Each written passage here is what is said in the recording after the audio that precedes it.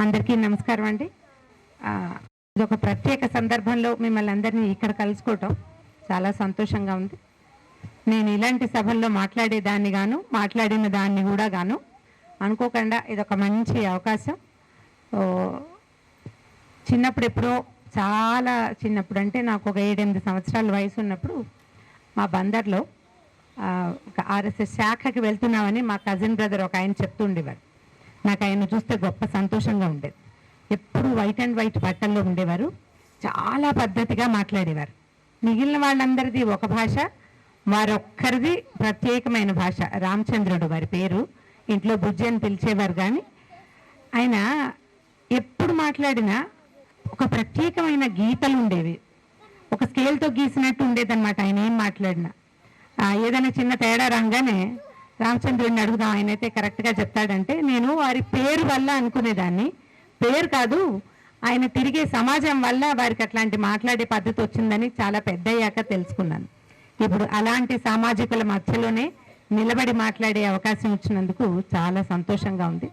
అంటే చిన్నప్పటి నుంచి ఆర్ఎస్ఎస్ పేరు వినటము, ఆర్ఎస్ఎస్ భావజాలాల గురించి వినడమే కానీ వారందరి మధ్యలో నిలబడి మాట్లాడే అవకాశం నాకు ఎప్పుడైనా వస్తుందని నేను అనుకోలేదు. ఇది మొదటి సభగా చెప్తున్నారు.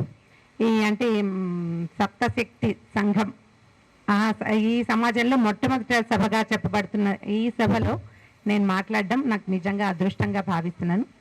ఇలాంటి అవకాశం ఇచ్చినందుకు ఈ స్కూల్ వారికి, ముఖ్యంగా సరస్వతి విద్యామందిర్ వారికి నా కృతజ్ఞతలు. అయితే మనం ఇవాళ మాట్లాడుకోవాల్సింది ఏంటంటే మనం గురించే మనం మాట్లాడుకోవాలి. ఎత్ర నార్యస్తు పూజ్యంతే రమంతే తత్ర దేవతాహ అంటారు. ఎక్కడ ఆడవాళ్ళు పూజింపబడతారో అక్కడ దేవతలు నివసిస్తారు. మనం భారతదేశాన్ని భారతమాత అని రాసుకుంటాం. తెలంగాణనేమో తెలంగాణ తల్లి అంటాం. ఇంతకుముందు ఆంధ్రమాత అనేవాళ్ళం, ఇప్పుడు తెలంగాణ తల్లి అంటున్నాం. ఏ రాష్ట్రమైనా అంటే సమాజం ఉన్న ప్రతిదానిని మనం మాతగా, తల్లిగా అభివర్ణించడమే మన భారతీయ సంస్కృతి. అయితే ఈ సంస్కృతిలో ఉండి మనని మనం మొదట గౌరవించుకోవాల్సిన అవసరం ఎంతైనా ఉంది కదా. మన సంగతి మనం తెలుసుకోవాలి. ఇదివరకట ఎప్పుడో చాలా కాలం క్రితం ఓ పల్లెటూరులో ఒక మేకల మంద ఉండేదట. ఈ మేకల మందలోకి సడన్గా అనుకోకుండా ఒక నిప్పులు పడుతున్న పులి వచ్చి దానికి ఏదో దెబ్బ తగిలింది. ఒక పిల్లని కానీ అక్కడే వదిలిపెట్టి వెళ్ళిపోయి చనిపోయింది. చనిపోతే ఈ పుట్టిన పులి పిల్లలు ఏముంది, మనకి మనిషి పిల్లలు అయితే ఏడ్చి మొత్తుకుంటారు, తల్లులే ఎత్తుకోవాలి. కానీ జంతువుల పిల్లలకి ఆ ఇది లేదు. అవి ఆహారం ఎక్కడ దొరుకుతుందో ఆ పక్కకి వెళ్ళిపోతుంది. ఈ పిల్లలు కనుక తెలుసుకోవాలంటే మనం డిస్కవరీ ఛానల్ చూస్తే తెలుస్తుంది. పుట్టిన శిశువు, ఏ జంతువు యొక్క శిశువైనా ఆహారం దొరికే చోట నోరు జాపి పాలు తాగేస్తుంది. ఈ పులి పిల్లకి ఆకలిస్తుంది, అందుకని అది లేచి చుట్టుపక్కల ఎక్కడ పాల వాసన వస్తుందో చూసి ఏదో ఒక మేక పొదుగులో మొహం పెట్టి చక్కగా పాలు తాగేసింది. మొత్తం అన్ని మేకల దగ్గర లయన్ షేర్ అనకూడదు, టైగర్ షేర్, పుల్లలకి పాలు ఎక్కువ కావాలి, శుభ్రంగా పాలు తాగేసి ఆ పిల్లలతో పాటే తిరుగుతూ ఉంది. ఈ మేకలు కాసే వాళ్ళకి మొదట భయం వేసింది, కానీ తర్వాత ఆ పిల్లని తెచ్చుకున్నారు. వాళ్ళు మేకలతో పాటే తిరిగేది. కొన్నాళ్ళకి మేకల్లాగా మెహ అంటాం మొదలుపెట్టింది. మరి అది ఏం చూస్తే అదే కదా అంటుంది, మనం కూడా అంతేగా, ఏం చూస్తే అదే అంటాం. అది మే అంటాం మొదలుపెట్టింది. తర్వాత ఆకలి అంటే పాలు చాలని తనం వచ్చేసాక గడ్డి తింటాం కూడా నేర్చుకుంది. మేకలన్నీ గడ్డి కాదని తింటాయి కదా, పులి పిల్ల కూడా గడ్డి కాదనే తినేది. కొన్నాళ్ళకి పులులు బలశాలులుగా తయారవ్వాలి. దానికి బలం ఏం లేదు, పీలగా కాళ్ళు, బక్క డొక్కులాగా ఉండేదన్నమాట. మేకలన్నీ ఎట్లా ఉండేవో అది కూడా అంతే, పొట్ట దగ్గర లావుగా ఉండి మిగిలిన భాగాలు సన్నగా ఉండేవి. కొన్నాళ్ళు నడిచింది, అలాగే నడుస్తూ ఉండేది. అయితే ఒకనాడు ఒక పెద్ద పులి ఈ మేకల మందకి పైనున్న ఒక గట్టు మీద నిలబడి చూస్తుంటే దానికి మేకల మందులో సడన్గా ఒక చారల మెకం కనపడింది, తనలాంటిదే. ఆశ్చర్యపోయింది, ఇదేమిటి పులి పిల్ల ఎలా ఉంది మేకల్లో అని. ఒక కాసేపటికి దానికి తెలిసింది ఇది పులి పిల్ల కాదు, పిల్లలాగా ఉండటం కాదు, ఇది మేక పిల్లలాగానే మే అంటోంది, గడ్డి తింటోంది. ఈ పెద్ద పులికి అనిపించింది ఎలాగైనా సరే ఈ కనపడుతున్న పులి పిల్లకి తను పులినని తెలియచేయాలి, అంటే దాని శక్తి ఏమిటో దానికి అర్థం కావాలి. సరే ఏం చేసింది, పులి పెద్దగా గాండ్రించి మేకల మంద మీదకి దూకింది. దూకగానే మొత్తం మేకలని కకావికలై పరిగెత్తేసినాయి తలా ఒక పక్కకి. మేకలు సహజంగా పిరికివి, వాటి కదలికలే పిరికిగా ఉంటాయి. ఈ పరిగెడుతుంటే ఈ పులి మేక ఉంది కదా, మన మొదటి పులి పిల్ల, అది కూడా మేకల్లాగానే మే మే మే మే అంటూ అడ్డదిడ్డంగా పరిగెడుతుంది. తోక ఇంత బారు ఉంటుంది కదా పులికి, అది కాళ్ళ మధ్యలోకి పెట్టేసుకుంది. ఆ తోకే అడ్డం పడి ముందుకు పడిపోతుంది, మొహం పగిలిపోతుంది, కంగారుగా ఎంత పరిగెత్తేస్తుంది. ఈ పులి ఏం చేసింది, మేకల మంద మొత్తాన్ని వదిలిపెట్టేసి ఆ పులి పిల్ల వెనకాలే పడింది. పులి పిల్ల పడి పరుగు పరుగు. ఇంకా దానికి క్రమంగా తను మేకనని మర్చిపోయింది. తన కాళ్ళల్లో ఉన్న శక్తి దానికి తెలిసింది. పరిగెడుతుంటే తెలుస్తుంది, మనకు కూడా చేస్తుంటే వస్తుందని అర్థమైంది అనుకోండి, ఇంకా బాగా చేస్తాం మనం.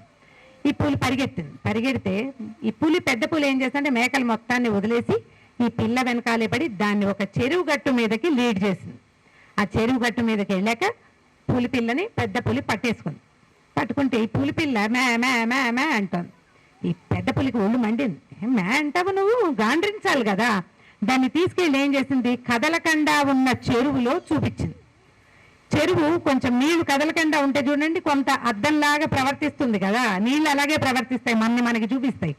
అప్పుడు ఈ పులిపిల్ల తెలుసుకుంది అది తన మొహమని, తన వెనకాల నుంచున్నది, తనని పట్టుకున్నది, తనని భయపెడుతున్నది సేమ్ డిట్టో తనలాంటిదే అని. ఒక నిమిషం అయ్యాక దానికి అర్థమైంది. అది మే అంట మానేసి పరికించడం మొదలుపెట్టింది. అవే కళ్ళు, అదే మొహం, అదే మీసాలతో సహా అలాగే ఉంది. ఇన్నాళ్ళు తను చూస్తున్న మేకలు అవి మేకలని, ఇప్పుడు తను దేన్నైతే చూస్తోందో అది తనలాంటిదేనని దానికి అర్థమైంది. ఈ పెద్ద పులి దానికి నచ్చ చెప్పింది, నువ్వు మే అండం మాని గాండ్రించడం నేను నేర్పిస్తాను, ఎట్లా గాండ్రించాలో తెలుసుకో, తర్వాత మిగిలినవి అవే వస్తాయి. మెల్లిగా మాంసం తింటాం నేర్చుకుని కొన్నాళ్ళకి మేక పులి అసలు పులిగా తయారైంది. ఈ కథ మనకేనండి, మీరందరు చప్పట్లు కొట్టచ్చు, నేను ఓకే, నాకు పర్వాలేదు. మీరు చప్పట్లు కొట్టకుండా వింటే ఎలాగంటే భక్తులకి చప్పట్లే బాగా ఉపయోగపడతాయి అన్నమాట. కొత్త కథ చెప్పాలంటే మరి ఇవి రావాలి కదా. స్త్రీలు తమలో ఉన్న శక్తిని తను తెలుసుకోవాలి. నేను బలహీనురాల్ని, నాకేం చేత కాదు, నాకు తెలీదు, ఏదో ఇంట్లో ఉండటం, ఏవో ఈ రెండు పనులు అలవాటైన పని, చేతొచ్చిన పని చేయటం నాకు వచ్చని మీరు అనుకుంటూ ఉంటే అలాగే ఉంటారు. మన ముందు కాలంలో కూడా ఇంతకుముందే అహల్యాబాయి హోల్కర్ 2-3 మాటలు మాట్లాడుకున్నాం వారి గురించి.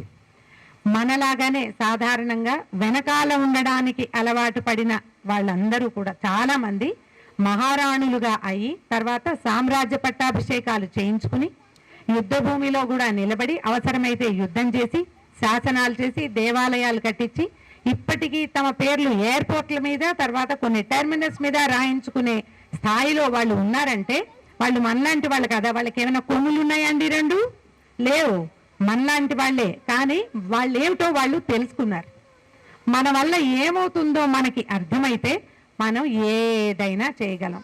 ఇది ప్రతి తల్లి, ప్రతి స్త్రీ తెలుసుకోవాలి. నేను 10th క్లాసే చదువుకున్నా, లేదా నేను ఇంతే చదువుకున్నా, నాకు టెక్నాలజీ తెలీదు, నాకు తెలీదు, నాకు రాదు అంటే రాదు అంటే రాకుండానే పోతుంది. రాదన్న మాట మానేయాలి. మనకి ఏమీ రావు, అన్నీ నేర్చుకోలేదండి. మనకి ఏమొచ్చు, పుట్టగానే ఒక శిశువుకి పాలు తాగటం వస్తుందా? తల్లులు అందరికీ తెలుసు, వాళ్ళకి నేర్పించాలి. పుట్టుకతోటి ప్రతి శిశువుకి వచ్చేది కేవలం చూషణ మాత్రమే, నోట్లో వేలు పెడితే చీకటం వస్తుంది. మిగిలినవన్నీ మనమే నేర్పిస్తాం. అలాగే మనం అందరం నేర్చుకున్నాం కదా. ఈ నేర్చుకున్న విద్యతోటే మనం మన సమాజాన్ని ఒక దారిలోకి తీసుకురావచ్చు. ఆడవాళ్ళకి, స్త్రీలకి, మాతృమూర్తులకి ఈ రకమైన గమనం ఉంటే అప్పుడు మనం కుటుంబాన్ని ఒక దారిలోకి తీసుకురాగలుగుతాం. కొన్ని కుటుంబాలు కనుక దారిలో పడితే సమాజం దారిలో పడుతుంది. ఒక చిన్న సమాజం కనుక దారిలో పడితే దేశం దారిలోనే ఉంటుంది. అయితే ఈ దేశాలు, దారిలో ఉన్న దేశాలు ప్రపంచానికి దారి చూపిస్తాయి. ఇది వరకు భారతదేశం దారి చూపించే దేశంగా ఉంది. ఇప్పుడు దిక్కు తెలియకుండా కొట్టుకుంటున్నామంటే దానికి కారణం ఏంటంటే తల్లులు పగ్గాలు వదిలేయటం వల్ల, ఆడవాళ్ళు మాకేం తెలియదని వెనక్కి ఉండిపోవటం వల్ల, ఆడపిల్లలు పుడితే ఇది తక్కువ వాడెక్కువ అనే భావం ఉండటం వల్ల. ఈ భావాలు మారిపోవాలండి. ప్రధానంగా మారాల్సింది మగవాళ్ళకి కాదండి, మగవాళ్ళకి కాదు. మగవాళ్ళు మనని ఉంచేశారు, దించేశారు, తగ్గించేశారు లాంటి భావజాలలో ఉండద్దు. అది చాలా పొరపాటు. మనమే దించుకుంటాం. నువ్వు ఆడపిల్లవు కాదా అంటారు. పిల్ల ఏదైనా అల్లరి చేయంగానే, ఆడపిల్లవు కాదు, లైన్లో ఉండు, జాగ్రత్తగా ఉండు, ఆడపిల్లవి నువ్వు మర్యాదగా ఉండాలి, ఆడపిల్లవి నువ్వు పని నేర్చుకోవాలి, ఆడపిల్లవి నీకేమిటో రావాలి. బతకటం రావాలా వద్దండి? ఆడపిల్లలకి రావాలా? చప్పట్లు కొట్టండి మరి. ఇలా అడిగి కొట్టించుకోవాలంటే ఎలాగండి? అదే బొత్తిగా అడిగి చప్పట్లు కొట్టించుకోవాలంటే చాలా కష్టం. ముందు మన సంగతి తెలుసుకోండి మొదట. తర్వాత మనం పెంచే ఆడపిల్లలకి నువ్వు శక్తివి కాళివి అని ఒట్టి పాటలు పాడుకుంటే ఏం ప్రయోజనం అండి? పాట పాడితే సరిపోయిందా? పాట పాటగా ఉండిపోతుంది, పాటలుగా వదిలేయకూడదు. వాటిని మాటలుగా, భావాలుగా, బలీయమైన భావాలుగా మన లోపల కుదుర్చుకుంటేనే మనం ఏదైనా చెప్పగలము, నేర్చగలము, నేర్పించగలం కూడా. ఈ నేర్పాలంటే తల్లులు జాగ్రత్తగా, ధైర్యంగా ఉండాలి. ఇప్పుడు ఎట్లా వచ్చిందంటే మన సమాజం టెక్నాలజీ చాలా పెరిగిందండి. టెక్నాలజీ పెరిగితే ప్రపంచం మారింది. ఇది వరకటికి ఇప్పటికీ మారిపోలేదు. మనం టీ దాగి 2 రూపాయలు ఇవ్వడానికి కూడా ఫోన్ తీసి కొట్టేస్తున్నాం.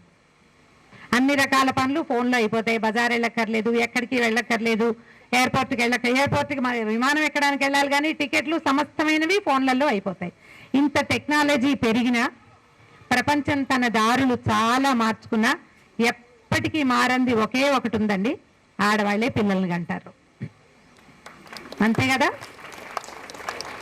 మగవాళ్ళు వంటలు చేసేస్తారు, మగవాళ్ళు పిల్లల్ని మగవాళ్ళు చాలా చేస్తారు. పిల్లల్ని కనమనండి చూద్దాం, అదైతే మనమే కదా చేయాలి. ఎవడో ఒకడు చేస్తాడు ప్రపంచంలో, ఒకడు ప్రపంచానికి ఒక్కడైతే సరిపోతాడండి. ఇంత ప్రపంచానికి చాలడు, మనమే కావాలి. ఈ కనగలిగే తల్లులకి కనడం ఒక తాత్కాలికమైన అనుభవంగా ఉండకూడదు. ఏవో కొన్ని రోజులు మోసాం, ఓ పిల్లని కన్నాము, ఆ తర్వాత ఇంక అయిపోయిందా? కాదు.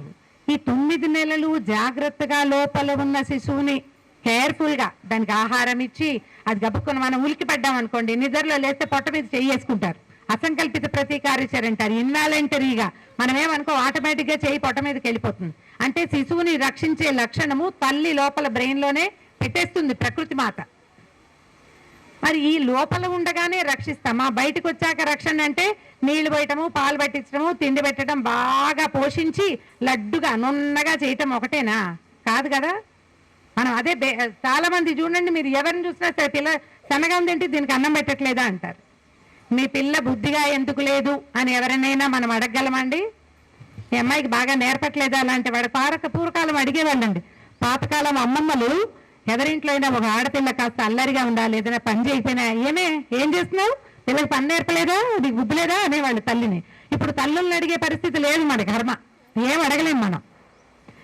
ఏం అడుగుతాము? సన్నగా ఉంటే ఏంటండి మీ అమ్మాయి ఇంత సన్నగా ఉంది అని అడుగుతాం. అదే లావుగా ఉందనుకోండి అడుగుతామండి, ఏంటండి మీ అమ్మాయి ఇంత లావుగా ఉంది అని అడగగానే ఏమవుతుంది?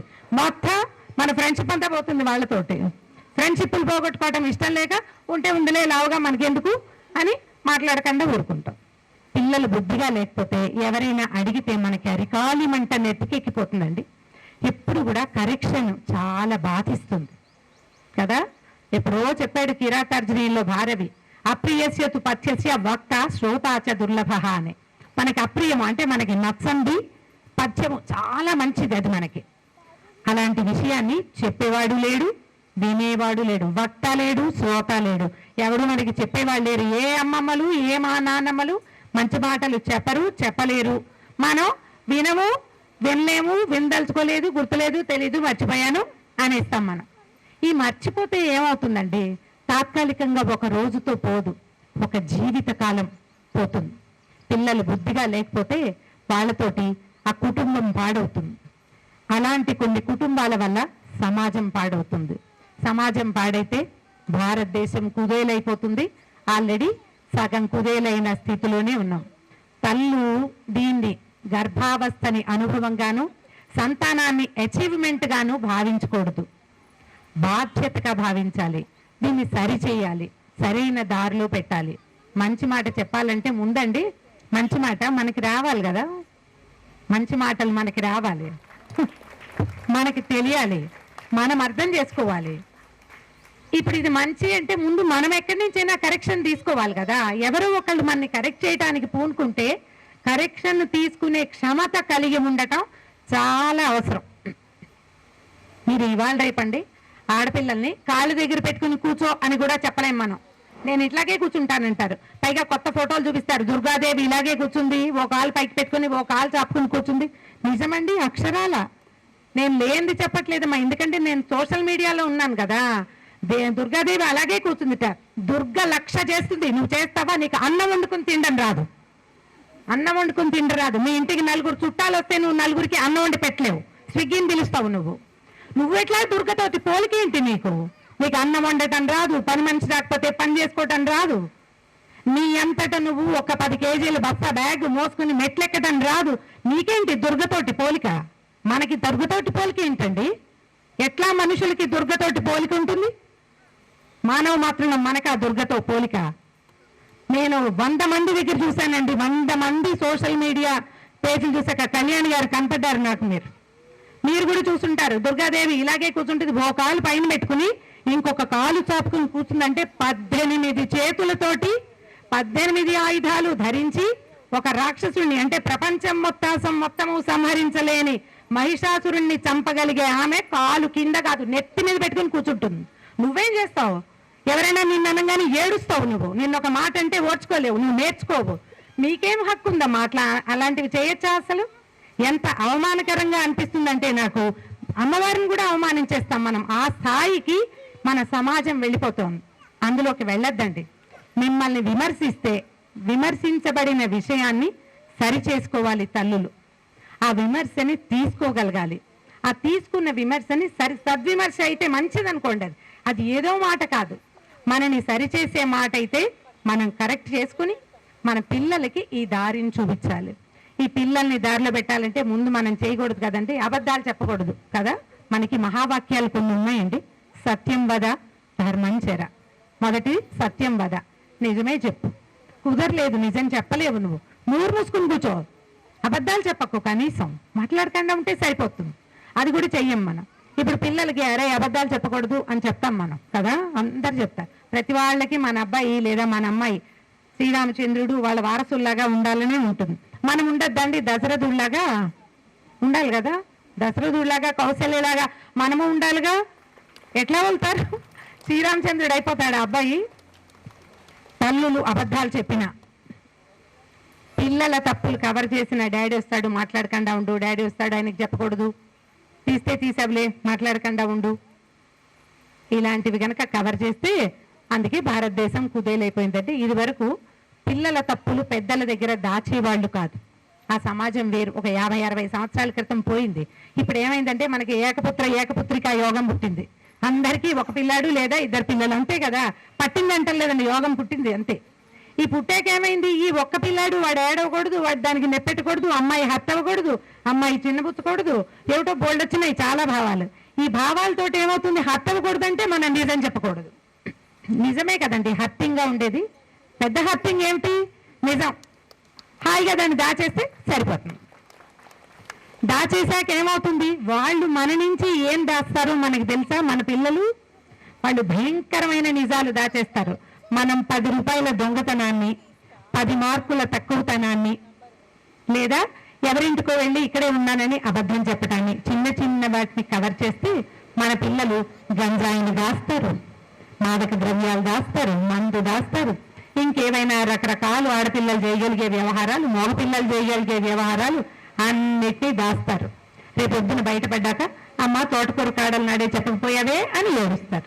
తోటకూర కాడలు కథ తెలుసా అండి అందరికీ? తెలియదు, చెప్తా వినండి. ఒక అబ్బాయి పక్క వాళ్ళ దొడ్లో నుంచి నవనవలాడే తోటకూర కోసుకొచ్చాడు. వాళ్ళ అమ్మకి నవ్వొచ్చింది. ఊరినట్టుగా భలే తెచ్చేవిరా, ఎంత బాగా తెచ్చేవి అంది. పులుసులో వేస్తాను, చాలా బాగుంటుంది. మొదటి రోజు పులుసులు వేశారు, ఎక్సలెంట్గా ఉంది. పక్కింటి వాళ్ళ తోటకూర మడి ఉంటుంది, అందులోంచి 2 గుప్పెలు తీస్తే వాళ్ళకి ఏం తెలుస్తుంది? తెలీదు. సరే 4 రోజులు పోయాక మళ్ళీ మనకి గిన్నెలోకి కూరలేదు, బాబు 2 తోటకూర కాడలు తెచ్చిరా అంటే వాడు గోడ దూకి చల్లగా తెచ్చేసాడు. 2 సార్లు 3 సార్లు 5 సార్లు 10 సార్లు అయింది. తోటకూర కాడల తర్వాత వాళ్ళ వాకిట్లో ఇంకోటి ఏదో వస్తువు కనపడింది, గడ్డపార, బరువు వస్తువు. మనకి లేదు, మనవాడు తెచ్చాడు. తల్లి చూసి చూడనట్టు ఊరుకుంది.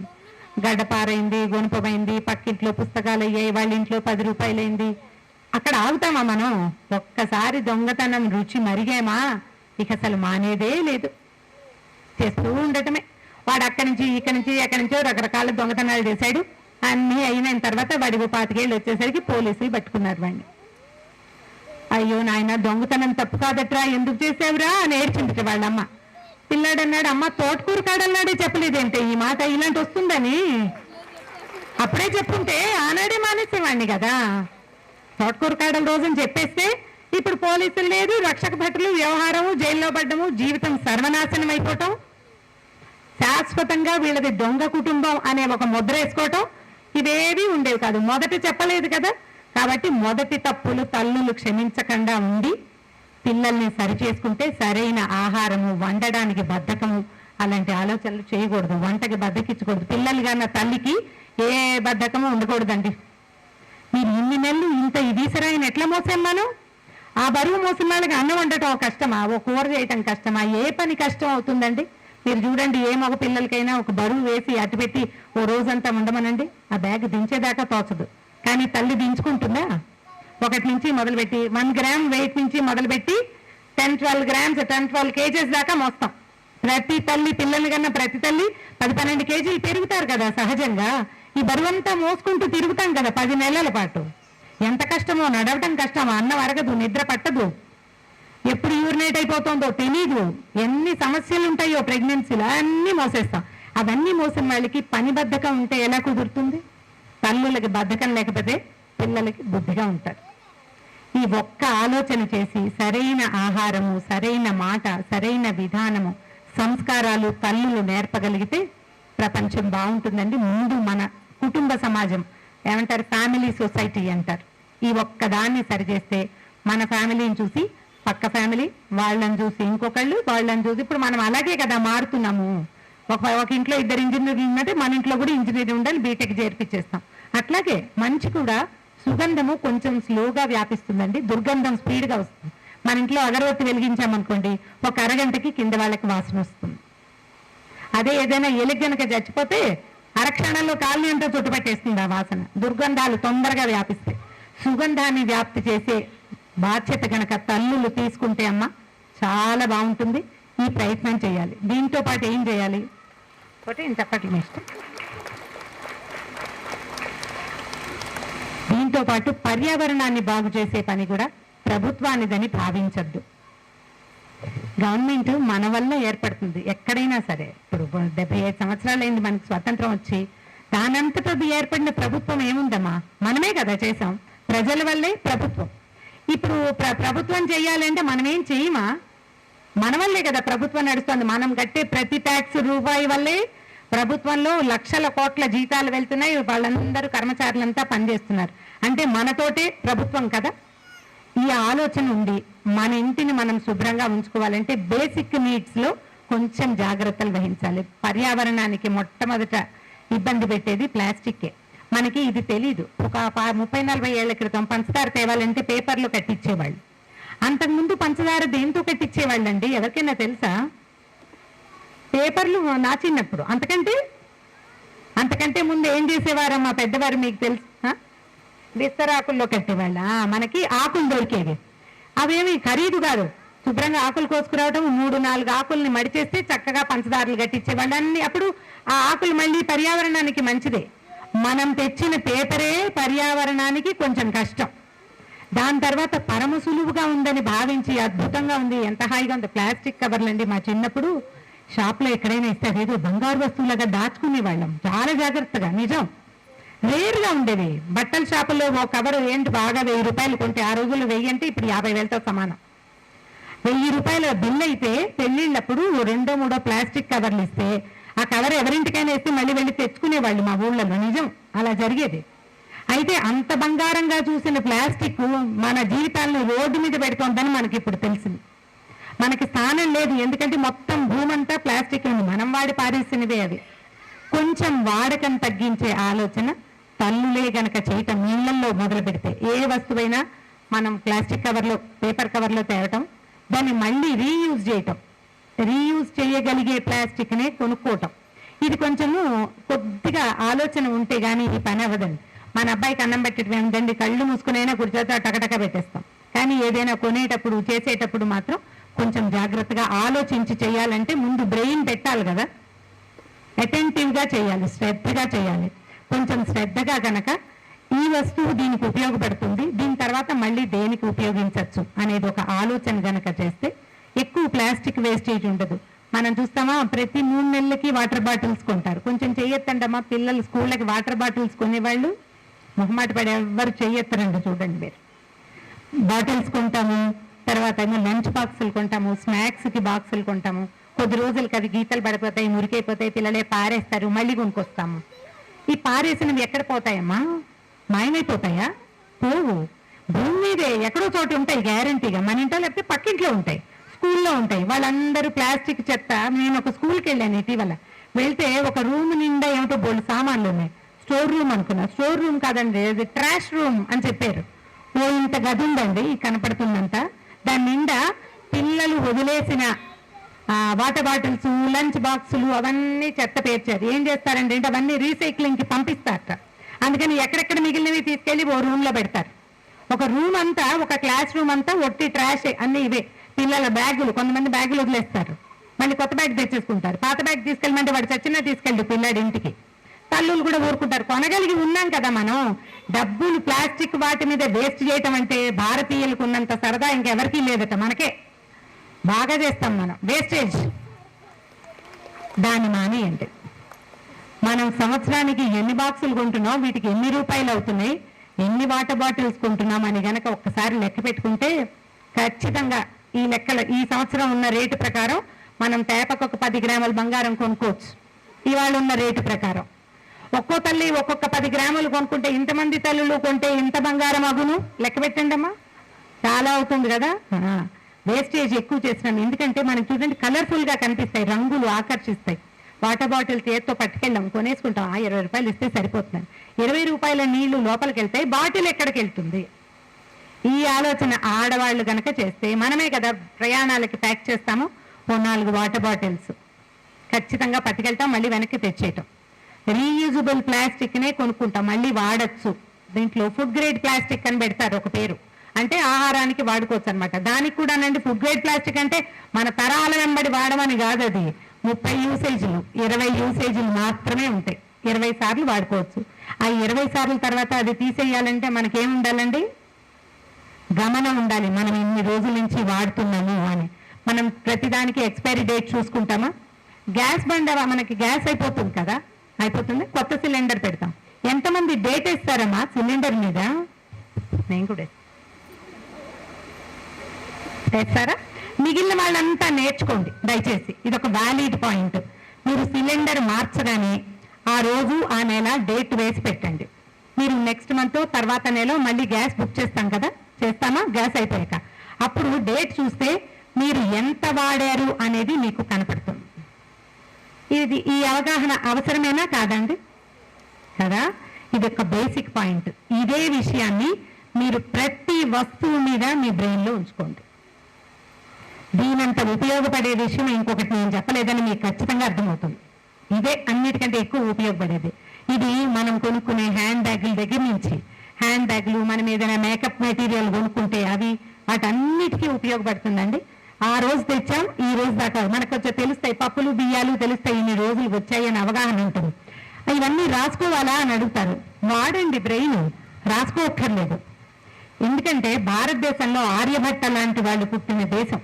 కొన్ని అంటే దాదాపుగా ఒక 100 కంప్యూటర్లలో ఎంత పెట్టగలమో మెటీరియల్, అంటే విషయాన్ని, అంత విషయాన్ని మానవ మేధ గుర్తుపెట్టుకోగలదు.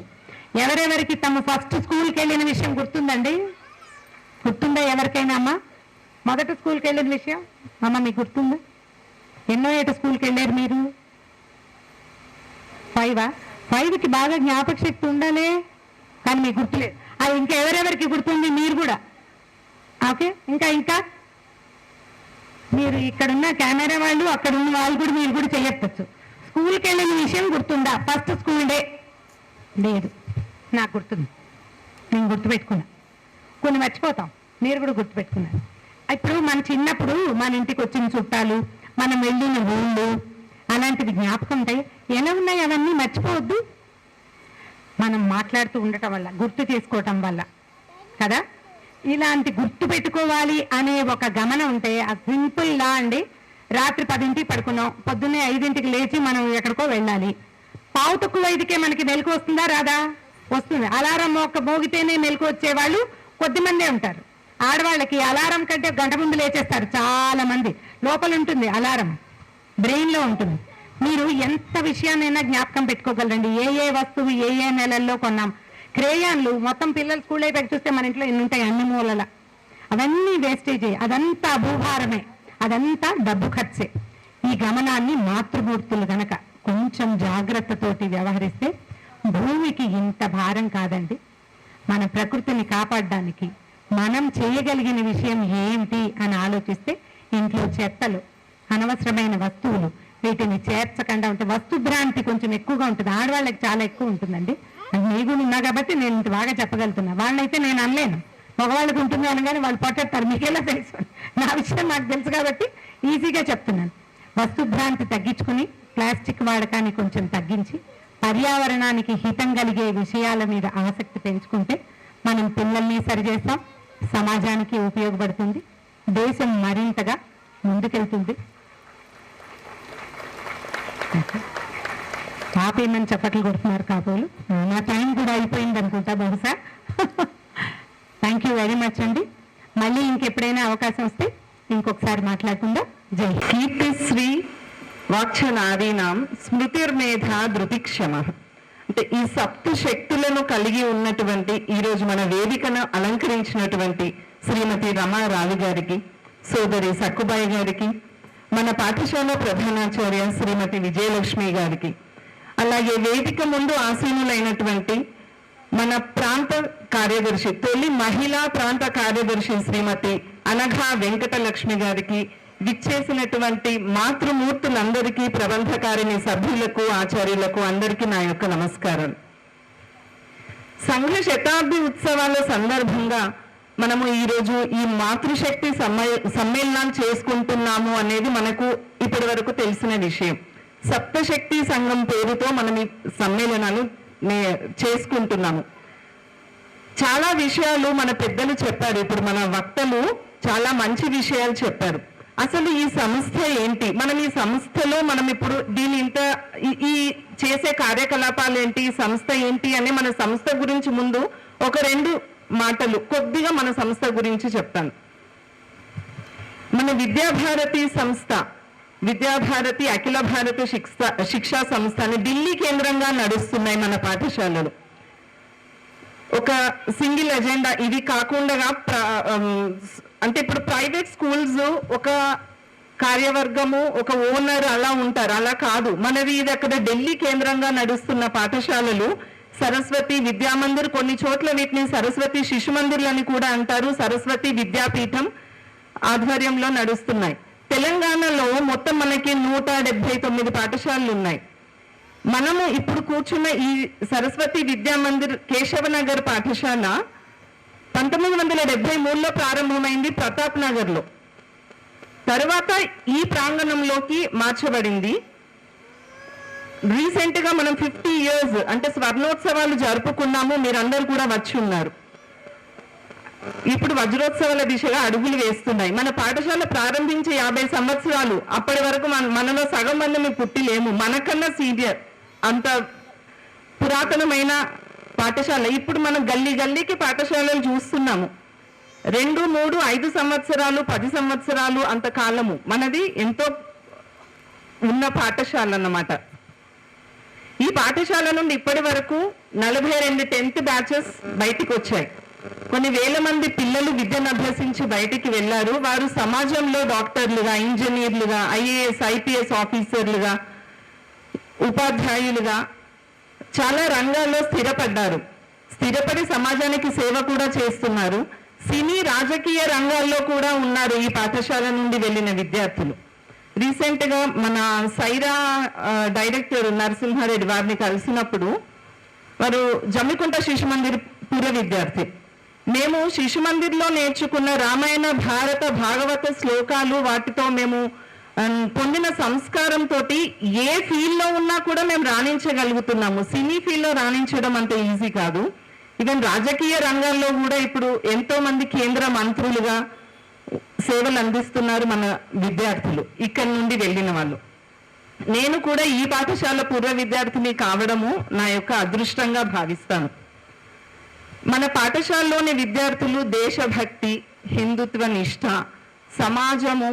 సమాజం పట్ల బాధ్యతాయుతమైన స్పృహని కలిగి ఉండి, కుటుంబము, ఆధ్యాత్మిక చింతన, ఇలాంటి ఎన్నో విషయాల్లో అవగాహన కలిగి ఉండి, ప్రస్తుతం సమాజంలో విపరీతమైన ధోరణులు ఎన్నో ఉన్నాయి, వాటి బారిన పడకుండా ఎన్నో క్లిష్టమైన పరిస్థితులను ఎదుర్కొంటూ కూడా ఒక ఇప్పుడు ఎలా ఉందంటే గంజాయి వనంలో కూడా తులసి మొక్కలాగా ఉంటున్నారు మన ఈ పాఠశాల విద్యార్థులు.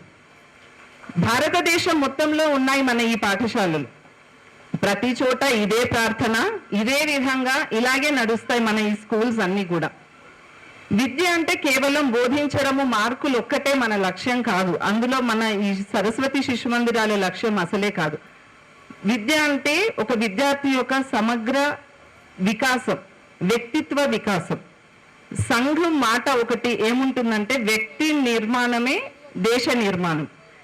మన ఇక్కడ లైన్ వ్యక్తి నిర్మాణం, దేశ నిర్మాణం అనేది తరగతి గదిలోనే బోధించబడుతుంది. అంటే మనం దేశ కళ్యాణానికి కావలసిన ఆ మెటీరియల్ అదంతా కూడా ఇక్కడ ఈ పాఠశాలల్లోనే మనం తయారు చేస్తున్నాము. ఆ విధంగా తయారు చేయవలసిన బాధ్యత ప్రతి ఉపాధ్యాయుల పైన ఉంటుంది. సరస్వతి శిశు మందిరాలు ప్రత్యేకంగా పిల్లలకి చెప్పేది కుటుంబము, సమాజము, దేశము. వీటిలో మనము ఎంతవరకు ఏమి చేయగలుగుతాము, దేశానికి నువ్వు ఒక డాక్టర్గా ఉన్నావు, డాక్టర్గా ఉంటే నువ్వు వారంలో 6 రోజులు మనం చదువుకున్నాము, మన సమాజం, మన కుటుంబ పోషణకి సంపాదించుకోవాల్సి ఉంటుంది. డబ్బులు కావాలి, సరే ఉన్న వారి దగ్గర తీసుకో, లేని వారి దగ్గర వాళ్ళు ఎంత ఇస్తే అంత తీసుకోవాలి. ఒక రోజు సమయం కేటాయించి ఉచిత వైద్యం ఇవ్వగలుగుతామా అలా ఆలోచించాలి. అలా ప్రతి ఫీల్డ్లో, మనము ఉన్న ఫీల్డ్లో ఇక్కడ నుండి వెళ్ళిన విద్యార్థులు మనం ఏ దానిలో స్థిరపడితే ఆ దానిలో మనం దేశానికి, సమాజానికి ఎంత సేవ చేయగలుగుతాము అనే ఒక భావనని పిల్లల్లో నింపి సమాజంకి వదిలేస్తున్నారు. ఒక రకంగా సమాజాన్ని ఒక సజ్జన శక్తితో నింపడానికి ప్రయత్నం చేస్తున్నాయి ఈ స్కూల్స్. ఇక్కడ మీరు గమనించుకుంటారు, ఇక్కడ మనం టీచర్, మేడం, సార్ అని పిలువం, ఆచార్య అనే పిలుస్తాం. టీచర్ టీచ్ చేస్తారు, ఆచార్య అంటే ఆచరించి చూపేవారు ఆచార్య. మనం ఒక పని ఒకటి చెప్తున్నాము అని అంటే అది చెప్పే అంటే ఆ క్వాలిటీ మనకుందా, మనం అది చెప్పగలగడానికి మనం అర్హులమేనా కాదా అనే దాంట్లో ఉంటారు. ఒక చిన్న ఎగ్జాంపుల్, మా నాన్నగారు కూడా శిశు మందిర్ ప్రధానాచార్యగా చేశారు. మాకు స్కూల్లో ఒక రూల్ ఉండేది ఏంటంటే మన స్కూల్లో చదువుకున్న పిల్లలు బయట ట్యూషన్స్కి వెళ్ళకూడదు అనేది ఒక రూల్ ఉండేది. నేనేమో లెక్కల్లో పరమ మొద్దుని. అప్పుడు మాకు 7th క్లాస్లో బోర్డ్ ఎగ్జామ్స్ ఉండేవి. అమ్మకి ఫుల్ టెన్షన్, ఇది పక్కా 7th ఫెయిల్ అయిపోతుంది, మ్యాథ్స్లో ఫెయిల్ అవుతుంది, ట్యూషన్ పెట్టియాలి. భయపడుకుంటేనే నాన్నని అడిగితే లే, rule is rule for all, అంతే అందరికి చెప్పినాము. అందరూ అప్పటికి కొందరు పిల్లలు చెప్పకుండా అట్లా వెళ్తుంటుండే ట్యూషన్స్కి, ఏదో మెల్లగా ఎవరి ఆరాటం వాళ్ళకు ఉంటుంది కదా. ఫెయిల్ అయితే ఫెయిల్ కానీ ఏమవుతుంది, మళ్ళీ చదువుతుంది. అమ్మకి టెన్షన్ చూడాలి అస్సలు, ఇది ఫెయిల్ అయితే పరువు పోతుంది, అదొకటి. ప్రధానాచార్య బిడ్డ, నానంటారు ప్రధానాచార్య బిడ్డ ట్యూషన్ పోతే మొత్తం స్కూల్ అంతా ట్యూషన్ పోతుంది. మరి నేను చెప్పాలి, నేనే కదా ఆచరించి చూడాలి. మా రవీంద్రరెడ్డి ఆచార్య ఉండేది, అసలు మట్టల మీద కొట్టి కొట్టి కొట్టి మొత్తానికి నేను 7th అయితే పాస్ అయినా, 7th మ్యాథ్స్ ఫెయిల్ కాలేదు, పాస్ అయినా. ఆ భయం 10th దాకా నడిచింది, 10th కూడా మంచిగానే పాస్ అయినా. తర్వాత నేను లెక్కల జోలికి అయితే పోలేదు. ఇప్పుడు అనిపిస్తుంది కానీ భయం అనిపిస్తుంది, అమ్మ నిజంగా నాన్న అంత స్ట్రాంగ్గా ఎందుకు. మనమైతే ముందుగానే ఆలోచించి ఫస్ట్ ట్యూషన్ లేసేద్దాం, ఏదో చేద్దాం, మన పిల్లలు దానికన్నా ముందే ఒకటి ఏదో చెయ్యాలి అని ఆరాటపడతాం. వాళ్ళకంత నిబద్ధత, వాళ్ళు అది తీసుకున్నారు అని అంటే ఇక్కడ ఆచార్యులు అంత నిబద్ధతతోటి పనిచేస్తారు. మన పాఠశాల ఇచ్చే శిక్షణ కూడా, ముందు వీళ్ళ ప్రశిక్షణ, దీంట్లో కూడా ఆచార్యులకు అదే చెప్తారు. మనం ఒకటి చెప్తున్నామంటే పిల్లవాడు సిగరెట్ తాగుతున్నాడు, ఇంకోటి ఏదో తప్పు చేస్తున్నాడు, ఆచార్యులు వీళ్ళు అదే పని చేస్తారే, నువ్వు తాగొద్దురా, నువ్వు సినిమాలు స్కూల్ ఎగ్గొట్టి తిరగొద్దురా అని అంటే ఎవరు వెళ్ళరు. ఆచార్యులు ఆచరించి చూపిస్తారు ఇక్కడ. ఇంకొక మన పాఠశాల ప్రత్యేకత ఇంకొకటి మన సంస్థలో అంటే గృహ సంపర్కం. ఇక్కడ మీ అందరి ఇళ్లలోకి ఆచార్యులు ఏదో ఒక రోజు వచ్చి అమ్మాయి పిల్లలు ఎట్లా చదువుతున్నారు, ఏదో ఒకటి మీ అందరి ఇళ్లలోకి వచ్చే ఉంటారు కదా. ఏ స్కూల్లోనైనా కూడా ఫీజులు తీసుకున్నా మనది అయిపోయిందనే ఉంటుంది. ఎవరు మన స్కూల్ గురించి, మన ఫీజు వచ్చింది, పిల్లలు చదువుకుంటున్నాడు, అంతవరకే. పాఠశాల బయట వాళ్ళు ఏం చేస్తున్నారు, వాళ్ళ ఫ్యామిలీ ఎలా ఉంది అనేది ఏ స్కూల్లో ఉండదు. మన స్కూల్లో మాత్రం ఆచార్యులు ఇంటింటికి వెళ్తారు. స్కూల్ టైం తర్వాత, స్కూల్ మధ్యలో కాదు. అట్లా ఏంటంటే కుటుంబము మనం ఇక్కడ చెప్తున్న విషయాలు అనువర్తి దాని ఫాలో అప్ ఫ్యామిలీలో ఉందా, వాళ్ళ ఫ్యామిలీ పరిస్థితులు ఎలా ఉన్నాయి. ఒక పిల్లవాడు చదవట్లేదు అని అంటే ఆ తర్వాత వాడికి నిజ ఫ్యామిలీలో సపోర్ట్ లేదా, ఎలా ఉంది, దాన్ని బట్టి మనం ఇక్కడ మళ్ళీ వాడిని ఎలా ట్రైన్ చేయాలి అనే విధంగా కూడా మన పాఠశాలలో ఆచార్యులు దాని సిలబస్ ఏదైనా దాన్ని మార్చుకుంటారు. ఇక్కడ గవర్నమెంట్ సిలబస్ తో పాటు మనం సదాచారం అనే ఒక స్పెషల్ సబ్జెక్ట్ ఉంటుంది. పేరులోనే ఉంది సదాచారం, సదా ఆచరించేది. మన ఈ శ్లోకాలు, భారత భాగవత పద్యాలు, రామాయణ కథలు, వీటితోటి మన నిత్య జీవనము ఎలా ఉంటుంది ఏంది అనేదే నేర్చుకుంటాం మనం ఇక్కడ. ఎన్నో ఉత్సవాలు చేసుకుంటాము. ఆ ఉత్సవాలు మనకి ఇక్కడ స్పెషల్ అట్రాక్షన్. శ్రీరామనవమి, కృష్ణాష్టమి, వినాయక చవితి, మేము సగం పనులు సగము క్వాలిటీస్ ఇక్కడే ఈ ఉత్సవాలు చేస్తూనే నేర్చుకున్నాం. శ్రీరామనవమి ఉత్సవం చేస్తే అందులో రాముడి కథ చెప్తారు. అన్నదమ్ములు ఎలా ఉండాలి, భార్య భర్తలు ఎలా ఉండాలి, తల్లిదండ్రితో ఎలా ఉండాలి, ఇవన్నీ అక్కడే ఉంటుంది. ఇప్పుడు చిన్నదానికి గజం జా గురించి అన్నదమ్ములు కొట్లాడుకుంటుంది. అదే మనం ఇవన్నీ అది అప్పుడు అది గుర్తుకొచ్చింది అనుకోండి, సరే నా తమ్ముడే కదా అని అన్న వదిలేసిన ప్రాబ్లం ఉండదు, అన్నయ్యనే కదా నావాడే కదా ఏముందని తమ్ముడు వదిలేసిన ప్రాబ్లం ఉండదు. కానీ అలాంటిది ఏది లేకుండా ఆ గజం జా గురించే కొట్టుకుంటున్నాం, చస్తున్నాం. తోటికోడళ్ళ మధ్యనైనా ఏదైనా ఉమ్మడి కుటుంబాలు ఉండండి ఎందుకు, నన్ను ఒక మాట అంటావా, నేనెందుకు పడాలి, నేను నీ కింద పని మనిషి, ఇలాంటి వాటితోటే మనము ఇది వెళ్తున్నాం. అలాంటివన్నీ కూడా మన కథల ద్వారా మన వీటి ద్వారా మన పాఠశాలలో నేర్చుకుంటాం. ఈరోజు ఇక్కడ ఈ అలంకరణ ఇదంతా కూడా మన పిల్లలే చేశారు. మగ పిల్లలు వాళ్ళు కార్పెట్లు వేశారు, కుర్చీలు దుర్చారు, దండలు కూర్చున్నారు, ఇవన్నీ చేసిండు. ఇవన్నీ చేయడం వల్ల పిల్లల్లో ఒకరికి ఒక ఆలోచన వస్తుంది, ఒక అమ్మాయికి ఇంకొక ఆలోచన వస్తుంది, అరే ఇట్లా కాదు ఇట్లా చేద్దాం, ఏదో ఒకటి చేద్దాము అన్న దాంతో గ్రూప్ డిస్కషన్ ఇలాంటివి అలవాటు అవుతాయి. 80, 90, 100 మార్కులు ఎవరు చదువుకున్న కొంచెం జ్ఞాపక శక్తి ఉంటే చాలు, ఎవరికైనా వచ్చేస్తాయి 100 మార్కులు. మన పాఠశాల లక్ష్యం ఏంటిది, ఉన్న వాళ్ళు బయటికి వెళ్ళిన తర్వాత ఉద్యోగాలు రాకుండా 100 మార్కులు వచ్చినా కూడా బయట ఉద్యోగాలు లేకుండా ఉంటున్నాం. ఏంటి ఆ స్కిల్స్, ఒక HR రౌండ్ ఎదుర్కోలేకపోతున్నారు, ఒక ఇంటర్వ్యూ చేయలేకపోతున్నారు పిల్లలు. ఇప్పుడు ఒక ఎగ్జామ్ పెట్టి తీసుకోరు కదా, గ్రూప్ డిస్కషన్స్ చేస్తారు, ఇంటర్వ్యూస్ పెడతారు, ఇంకా ఏవో చూస్తారు. సో ఈ చిన్న పనుల ద్వారా అవన్నీ నేర్చుకుంటారు పిల్లలు. మాటలకు అందరికి ఇక్కడ ఒక్కటి చెప్పేది ఏంటంటే, అబ్బాయి ఎందుకు ఊరికే ప్రోగ్రామ్స్ పెడతారు, ఇది పెడతారు, మా పిల్లలు అనవసరంగా అలసిపోతున్నారు, ఇది కాకుండా కొంచెం మన ఆచార్యులకి మనం కొంచెం సపోర్ట్ చేస్తే మన పిల్లలు ఇవన్నీ నేర్చుకుంటారు. ఇది ఎంతో చరిత్ర కలిగిన మన పాఠశాల కదా. మన పిల్లలు ఇక్కడ నుండే బయటికి వెళ్తారు. ఇందాక చెప్పినట్టు నేటి బాలలు రేపటి పౌరులు, కానీ నేటి మాటలు రేపటి సమాజ నిర్మాతలు. అటువంటి సమాజాన్ని నిర్మించే అవకాశం మాటలుగా మనకు కలిగినందుకు నిజంగా ఆ దేవుడికి మనము రుణపడే ఉన్నాం. ఇంకా ఎక్కడైనా కూడా పిల్లలకి చెప్తాము, తల్లిదండ్రులకి కూడా సంస్కారాలు నేర్పాల్సిన అవసరం ఎవరికి ఉంటుంది, అవసరమే లేదు.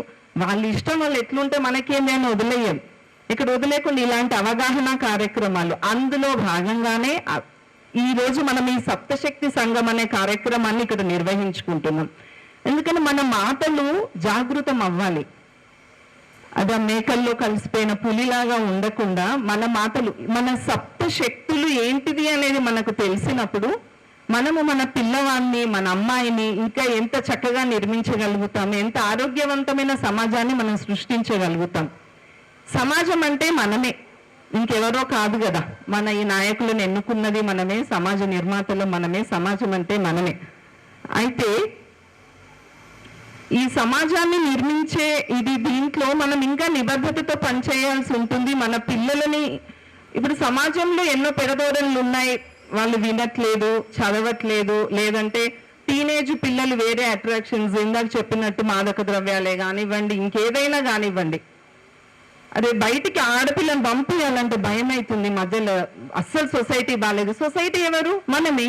మరి మనం మన పిల్లలకి మంచి మాటలు చెప్పి మనం మంచిగా నేర్పిస్తే ప్రతి ఒక్కరు కూడా నేను నా బిడ్డని ఇలా పెంచాలి ఇది అని మనం కరెక్ట్ గా నేర్పిస్తే బయట ఎందుకు మనం పిల్లల్ని పంపించడానికి భయం అవుతుంది?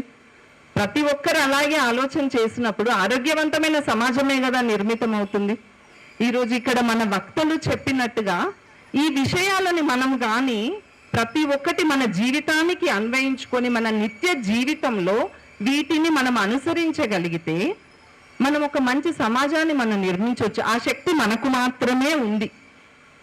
ఇప్పుడు చిన్న ఇది ఏంటిది ప్లాస్టిక్ అంటే మనము ఇంట్లో ప్లాస్టిక్ ఇవి వాడకుండా గిన్నెలు ఇవన్నీ మనము ఇవి స్టీల్ పాత్రలు స్టీల్ ప్లేట్స్ ఇవన్నీ వాడాలి. ఇంటికి ఎవరైనా ఈ మధ్యలో ఇంటికి ఎవరైనా బంధువులు వచ్చినా ఒకవేళ మన ఇంట్లో పనమ్మాయి కానీ ఇట్లా రాకపోయినా కూడా ఈజీ ఉండడానికి ఏం చేస్తున్నాం, పేపర్ ప్లేట్స్ అని చెప్పి ఆ పైన తిన్న ప్లాస్టిక్ కోట్ ఉన్న ప్లేట్ తెచ్చుకుంటున్నాం. ఈజీ తినడం పడేయడం. ఆ పడేసింది ఎక్కడికి వెళ్తుంది, మళ్ళీ మన ఏదో ఒక రూపంగా మన ఒంట్లోకే వచ్చి మనల్నే పాడు చేస్తుంది. స్టీల్ పళ్ళెలు వాడదాము, ఎక్కువ మంది వచ్చినారు అంత వాడలేము కడగలేము ఇది అని అనిపించినప్పుడు ఆకు ప్లేట్లు అనేటివి వస్తున్నాయి, అలాంటివి వాడదాం. అలా చిన్న చిన్న మార్పులు చేసుకుంటే మనం కూడా ఈ సమాజానికి ఎంతో ఇవ్వగలం.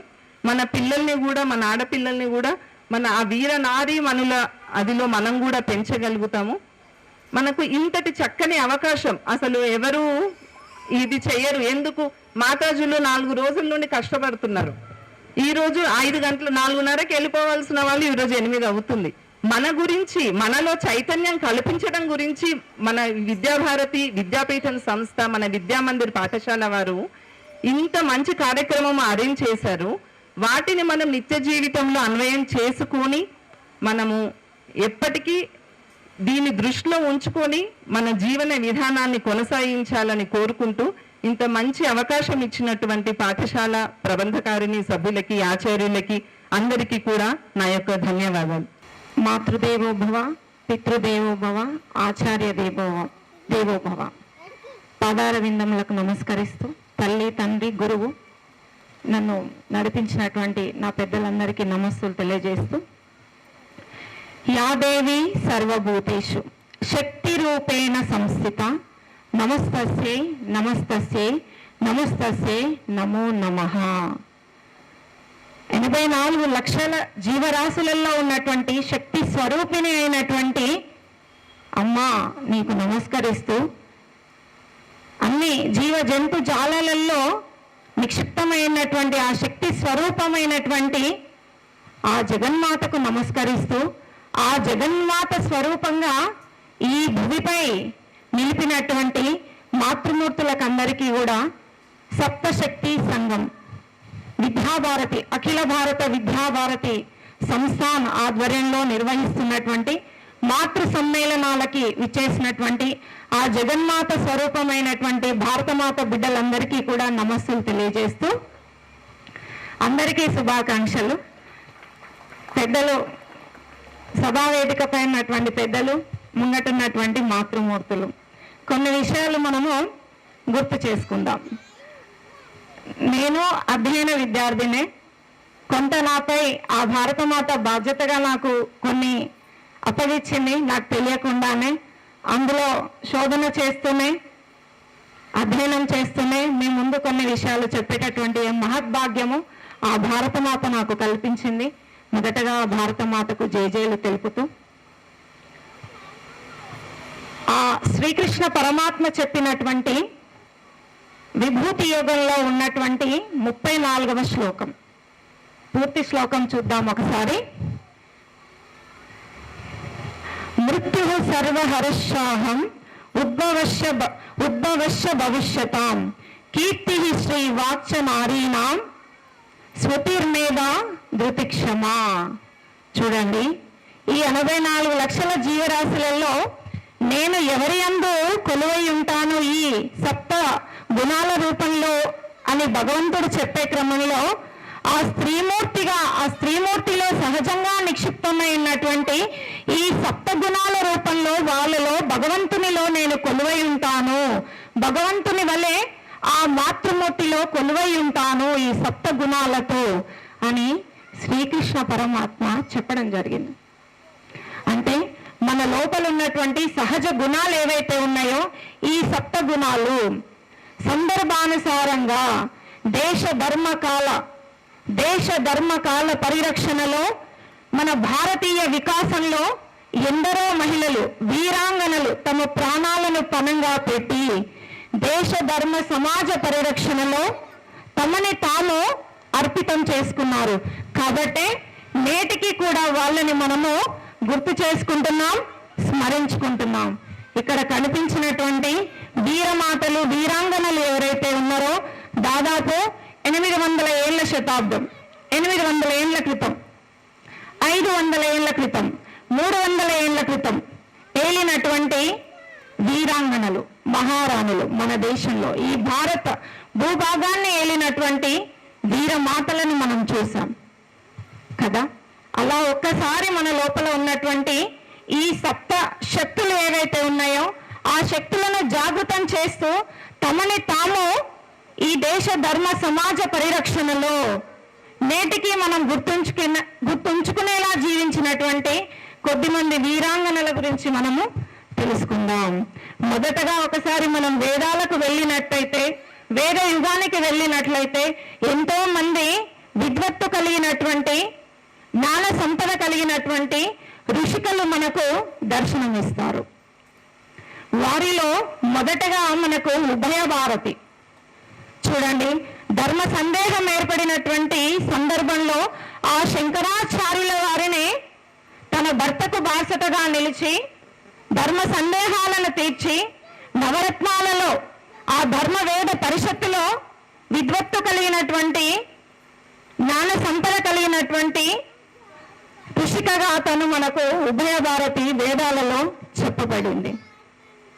అలాగే గార్గి, తను చూడండి ఎంతో జ్ఞాన సంపదననే తను కావాలని కోరుకుంది. బ్రహ్మచారిణిగా ఉంటూ వేద జ్ఞానాన్ని పొందుతూ ఇహపర సుఖాలయందు ఎట్టి పరిస్థితిలో కూడా తన మనసుని పోనీయకుండా వేద జ్ఞానాన్నే పొందే దిశగా కఠోర దీక్ష పూని వేద జ్ఞానాన్ని తన సొంతం చేసుకున్నటువంటి గార్గి. నేటికి కూడా ఉభయ భారతి గార్గీలను మనకు జ్ఞాన సంపదకు ప్రతీకగా మనకు మహిళా లోకానికి ఆదర్శంగా చెప్తూ ఉంటారు కదా. ఆ గార్గి వలె, ఉభయ భారతి వలె నేటి మహిళలందరూ కూడా, నేటి మనమందరము కూడా మన జ్ఞాన సంపదని పెంపొందించుకోవాల్సినటువంటి అవసరం ఉన్నదా లేదా? మన కోసం, మన ధర్మం కోసం, మన దేశం కోసం కదా. ఏనాడో వేదకాలం లక్షల సంవత్సరాల క్రితం ఉన్నటువంటి జీవించినటువంటి కదా వేద ద్రష్టలు, జ్ఞాన ద్రష్టలైనటువంటి గార్గి ఉభయ భారతిని నేటికి మనం గుర్తు చేసుకుంటున్నాము అనంటే వాళ్ళ జీవనం ఎంత పావనమై ఉంటది కదా. వాళ్ళు జీవించినటువంటి, వాళ్ళు పొందినటువంటి జ్ఞాన సంపద ఎంత గొప్పదై ఉంటది. ఆ జ్ఞాన సంపద ఆ కాలానికి సంబంధించి ఎంతగా వాళ్ళకు ఉపయోగపడి ఉంటది కదా. నేటి మహిళలకు ఆ జ్ఞాన సంపద అవసరమేనా కాదా? చాలా అవసరం. మన ధర్మ పరిరక్షణలో, మన దేశ సమాజ ఉన్నతిలో, మన యొక్క భాగస్వామ్యాన్ని పెంపొందించుకోవడంలో తప్పకుండా ప్రతి స్త్రీమూర్తి ఒక ఉభయ భారతి వలె, ఒక గార్గి వలె మనము ఉండాల్సినటువంటి అవసరం ఉన్నది. అలాగే చక్కని వేదవాక్ ఒకటి మనము అప్పుడప్పుడు చెప్పుకుంటూ ఉంటాము. వాటిలో చాలా ముఖ్యమైనటువంటిది అహల్య, ద్రౌపది, సీత, తార, మాండోదరి, పంచకన్య, స్మరే నిత్యం, మహాపాతక నాశిని. చూడండి, ఈ 5 పంచకన్యలు ఎవరైతే ఉన్నారో, ఎవరెవరు వారు? అహల్య, చూడండి అహల్య తన ప్రమేయం లేకుండా పొందినటువంటి శాపానికి యుగ యుగాల పాటు తను కఠోర శ్రమ చేసి, సాధన చేసి, ఆ శ్రీమన్నారాయణుని చేతనే శాప విమోచనాన్ని పొందినటువంటి అహల్య దీక్ష చూడండి రామాయణంలో కదా. అలాగే ద్రౌపది యొక్క జీవితము చూడండి, ఎంత పవిత్రమైనటువంటి జీవితం తనది. అడుగడుగున అగ్నిలో పుట్టినటువంటి తను అడుగడుగున తనకు అవరోధాలే కదా. అటు పుట్టిన ఇంటిలో కావచ్చు, ఇటు మెట్టిన ఇంటిలో కావచ్చు. అడుగు పెట్టింది మొదలు కౌరవుల యొక్క విషపు జ్వాలలకి బలైన తను జ్వలిస్తూ ధర్మం కోసం నిలబడేలా తన భర్తలని కార్యోన్ముఖులను చేసినటువంటి ద్రౌపది మనకు ఆదర్శం కావాలి కదా. ఆ ద్రౌపదిలో ఉన్నటువంటి క్షమత కావచ్చు, ధైర్య సాహసాలు కావచ్చు, సప్త గుణాలలో ధైర్య సాహసాలు కావచ్చు, ఆ క్షమాగుణం కావచ్చు. క్షమాగుణం కూడా చూడండి కదా. ఉత్తర పాండవులందరినీ సంహరించినటువంటి ద్రోణాచార్యుని కుమారుణ్ణి క్షమించి వదిలేస్తుంది. ఎందుకు? ఆ ద్రోణాచార్యుని పత్ని గుర్తుకొస్తుంది తనకు కదా. ఎందుకంటే నా బిడ్డల వల్లే నేను పొందినటువంటి క్షోభను ద్రోణాచార్యుని భార్య పొందకూడదు కదా. ఆ క్షమాగుణం అనేటటువంటిది చూడండి. తను ఎంత బాధను ఓర్చినా ఎదుటి స్త్రీమూర్తి యొక్క బాధను తను గుర్తించగలిగింది ద్రౌపది.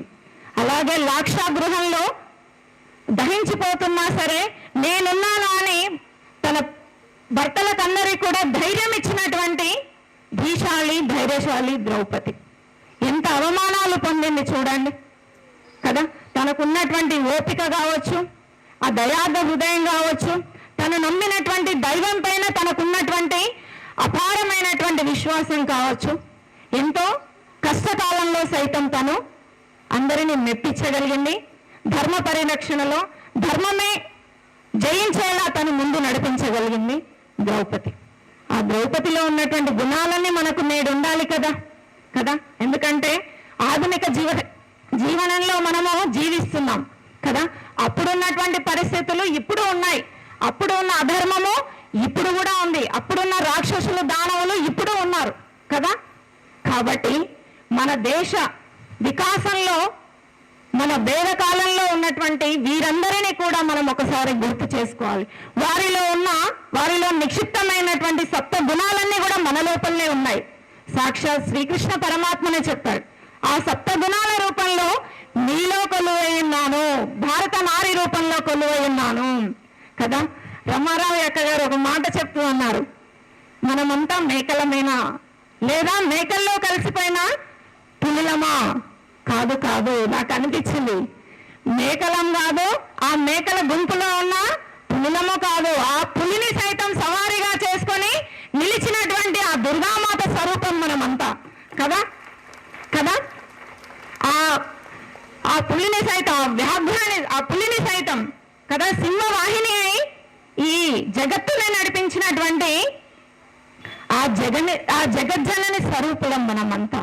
కాబట్టి సందర్భానుసారంగా మన లోపల ఉన్నటువంటి సప్త గుణాలను మనము వెలికి తీసుకునేటటువంటి క్షమత, సందర్భము, అవకాశం నీ లోపలనే ఉంది.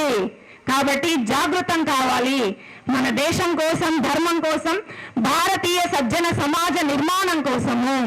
కాబట్టి సప్తశక్తి సంఘం పేరుతో మాతృమూర్తుల యొక్క సమ్మేళనం విద్యాభారతి ఆధ్వర్యంలో కదా. అలాగే 11వ శతాబ్దానికి వచ్చేసరికి 1000 ఏళ్ల పాటు మన దేశము సుభిక్షమైనటువంటి మన దేశము, సిరి సంపదలతో తిలతూగుతున్నటువంటి మన దేశము పాశ్చాత్యుల యొక్క దాడులకు నిరంతరంగా మనము గురవుతూనే ఉన్నాం. ఆ నిరంతర సతత సంఘర్షణలో, ఈ దేశ ధర్మ పరిరక్షణలో, ఈ భారతదేశ సార్వభౌమత్వాన్ని కాపాడడంలో వీరాంగనలు ఎంతో మంది. అలా 12వ శతాబ్దం గుజరాత్ ప్రాంతంలో, సౌరాష్ట్ర వింధ్యాసత్పుర ప్రాంతంలో చోళుల యొక్క పట్టపురాణి న్యాయకీదేవి, ఆ గోరీ మహమ్మద్ని దాదాపు 40 ఏళ్ల పాటు భారతదేశం వైపు కన్నెత్తి చూడకుండా చేసినటువంటి ధీశాలి, ధైర్యశాలి, పోరాట యోధురాలు న్యాయకీదేవి కదా. తన గురించి మనము మన పిల్లలకి చెప్పుకోవాలి. తన లోపల ఉన్నటువంటి ధైర్య సాహసాలను సైతం నేడు మన పిల్లలకు చెప్పుకోవాల్సినటువంటి బాధ్యత ప్రతి తల్లిపై ఉంది, ప్రతి భారతీయ నారి భుజస్కంధాలపై ఉంది కదా. ఎందుకంటే చరిత్రలో వాళ్ళు ఇప్పుడు మనం చదువుకుంటున్నటువంటి చరిత్రలో వీళ్ళ గురించి లేదు మనకిప్పుడు. కాబట్టి ఆ న్యాయకీదేవి చూపించినటువంటి ఈ దేశ సార్వభౌమత్వాన్ని కాపాడడంలో, రాజ్య పరిరక్షణలో తను చూపినటువంటి ధైర్య సాహసాలు, గోరీ మహమ్మద్ని ఆ సింధు ప్రాంతాన్ని దాటి, సింధు నదిని దాటి, థార్ ఎడారి దాటి ఇటువైపు గుజరాత్ వైపుకు రానియకుండా చేసినటువంటి వీరాంగన న్యాయకీదేవి. అలాగే దక్షిణ భారతదేశానికి వచ్చేసరికి రాణి రుద్రమదేవి ఇప్పుడు ఏకపాత్ర అభినయం చూస్తాం కదా. గణపతి దేవుని యొక్క కుమార్తెలు అందరూ కుమార్తెలు అయ్యేసరికి రాజ్యపాలన ఎవరికి అప్పగిస్తాడు ఈ గణపతి దేవుడు అన్న సందర్భంలో, నాన్న నేనున్నాను, రుద్రదేవ మహారాజుగా నాకు నామకరణం చేస్తూ 14వ ఏటనే రాజ్య పట్టాభిషేకం చేసుకున్నటువంటి మహారాజు రుద్రదేవ మహారాజు. చూడండి, పేరు కూడా రుద్రదేవ మహారాజుగా నామకరణం చేసుకొని పట్టాభిషిక్తురాలైనటువంటిది రాణి రుద్రమదేవి కదా. ఆమె యొక్క చేసినటువంటి పనులు నేటికి మనకు వరంగల్ ప్రాంతంలో కనిపిస్తున్నాయి, యావత్ తెలుగు రాష్ట్రంలో కనిపిస్తున్నాయి. కాబట్టి మిషన్ కాకతీయ కదా, మిషన్ కాకతీయ ఆనాడు సాగునీరు తాగునీరు కోసం చేసినటువంటి ప్రజా సంక్షేమ పాలన చూపినటువంటి రాణి రుద్రమదేవి ఆ త్రవ్వించినటువంటి ఆ చెరువులు ఏవైతే ఉన్నాయో నేడు ప్రతి గ్రామాన చూడండి, ఆంజనేయ స్వామి దేవాలయం ఉంటుంది, శివాలయం ఉంటుంది, ఒక చెరువు తప్పకుండా ఉంటది ప్రతి గ్రామాన. శివాలయం కావచ్చు, గ్రామంలో ఉన్నటువంటి చెరువులు ఇవన్నీ కూడా కాకతీయుల కాలంలోనే రుద్రమదేవి కాలంలోనే ఎక్కువగా నిర్మాణం చేయబడ్డాయి. అంటే చూడండి ఎంతటి దీర్ఘదృష్టి. 700 ఏళ్ళు అవుతుంది దాదాపు తన పాలన మనము పొంది. తన యొక్క పాలనకు చిహ్నాలుగా ఉన్నటువంటి నిర్మాణాలు ఉన్నాయి, దేవాలయాలు శివాలయాలు ఉన్నాయి, నేటికి కూడా గ్రామాన కొలువైనటువంటి శివాలయాలు ఉన్నాయి. అలాగే చెరువులు ఉన్నాయి. చూడండి, చెరువులు అంటే మన సంపత్తిని పెంచేటటువంటి సంపద, సాగునీరు తాగునీరు కోసం. అలా రాణి రుద్రమదేవి చూపించినటువంటి పరిపాలనా దక్షత కూడా నేటి మహిళలకి అవసరమే కదా. కాబట్టి రాణి రుద్రమదేవి చూపినటువంటి పాలనా దక్షతను కూడా ఒకసారి మనము ఆకలింపు చేసుకోవాలి. మన జీవన గమనంలో వాటిని అనుసరించే ప్రయత్నం చేయాలి. మీరు కూడా పాలకులుగా ఎదిగేటటువంటి అవకాశం ఉంది. దేనికోసం? దేశం, ధర్మం, సమాజం. ఏది చేసినా ఈ మూడిటి కోసమే. మన దేశము, మన ధర్మము, మన భారతీయ సమాజము కదా. ఎందుకంటే విశ్వ మానవ కళ్యాణాన్ని కోరేటటువంటి ఏకైక సంతతి ఎవరు అంటే భారతీయ సంతతి, భారతదేశము. సనాతన భారతీయ ధర్మాన్ని సనాతన భారతీయ జీవన విధానాన్ని అనుసరించేటటువంటి మనమే కదా. ఈ భారతీయ సమాజానికి మూల బిందువు కుటుంబము. ఆ కుటుంబానికి ఆయువు పట్టు ఆత్మ స్త్రీమూర్తి, అమ్మ కదా. ప్రతి ఇంటికి ఆత్మ వంటిది ఎవరు అంటే తల్లి కదా. ఎన్ని చుక్కలున్నా ఏమున్నా కదా ఒక చందమామ కదా. అలాగే ఇంట్లో ఎంతమంది ఉండని, 100 మంది పురుషులు ఉండని, 1000 మంది, ఎంతమంది అని ఉండాలి సమాజం, ఒక స్త్రీమూర్తి లేకపోతే అది మనం ఊహించలేనిది. కాబట్టి జగన్మాత స్వరూపులం మనం. ఈ జగత్తుకి మాత స్వరూపులం మనం. కాబట్టి మనలో ఉన్నటువంటి శక్తులను మనం గుర్తెరుగుతూ ముందుకు కదలాల్సినటువంటి అవసరం ఉంది.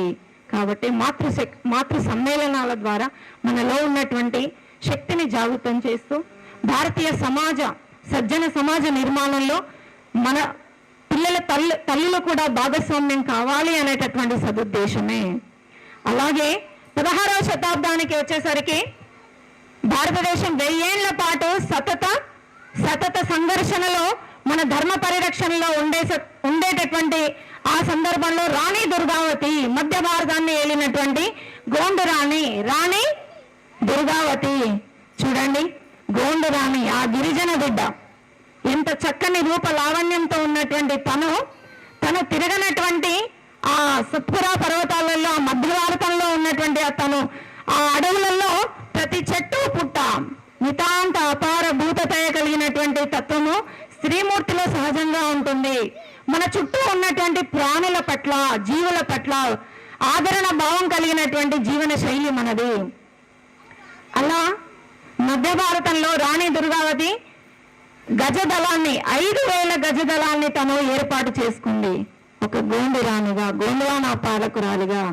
ఆ సమయంలో అక్బర్ యొక్క దాడులన్నీ కూడా దక్షిణ భారతదేశం వైపుకి, తనను ఎలాగైనా ఓడించాలి అనేటటువంటి కుటిల బుద్ధితో ఉన్నటువంటి అక్బర్ని ధీటుగా ఎదుర్కొన్నటువంటి రాణి దుర్గావతి. అలాగే తన ప్రజా సంక్షేమం కోసం తన ప్రజల సంక్షేమం కోసం తన రాజ్యంలో ఉన్నటువంటి చిన్న బిడ్డలు ఆడబిడ్డలకు బాల్య వివాహాలు చేయకుండా, ఒకవేళ బాల్యంలో వివాహం చేసినట్లయితే వాళ్ళ పైన శిక్షలు కూడా విధించినటువంటి ఘనత రాణి దుర్గావతిది. బాలికకు ఒక 14 ఏళ్ల తర్వాత యుక్త వయసు వచ్చినాకనే పెళ్లి చేయాలనేటటువంటి ఆలోచన కలిగించినటువంటి మహారాణి 15వ శతాబ్దం నాటి రాణి దుర్గావతి. నేటికి కూడా మధ్య భారతంలో గ్వాలియర్లో తన యొక్క విగ్రహాలు, తన యొక్క మూర్తులు అందరికీ ఆదర్శంగా మార్గం చూపిస్తూనే ఉన్నాయి. ఆయన ధైర్య సాహసాలు కావచ్చు, అప్పుడు యావత్ భారతదేశం 70% మొఘలుల పాలనలో ఉన్నటువంటి ఆ ప్రాంతాన్ని, మన భారతాన్ని కబలించాలనేటటువంటి కుటిల బుద్ధితో ఉన్నటువంటి అక్బర్ని ధీటుగా ఎదుర్కొన్నటువంటి వీరాంగన రాణి దుర్గావతి.